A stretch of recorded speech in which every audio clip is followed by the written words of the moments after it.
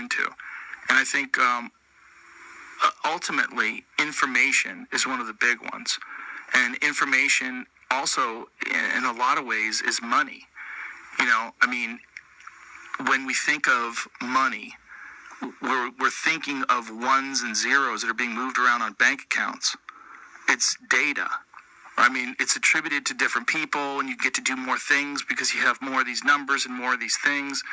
But what is it really? It's not gold-based anymore. It's not a physical material object that you're coveting. Now it's some weird thing.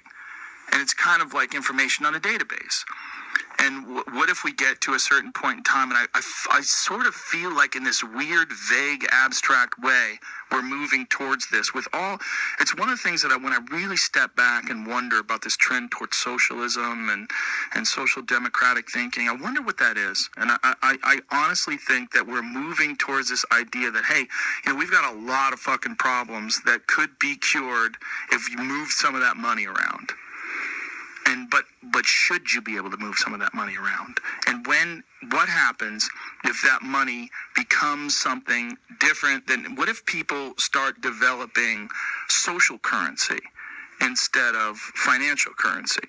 What if your ability to do things was based on how much you actually put in? I mean, we're assuming, right? We assume that the way we do things now, where if you want to buy a car, you have to have $35,000. That's how much a Mustang costs. And you got to bring it to the bank and this and that, and you can approve a loan.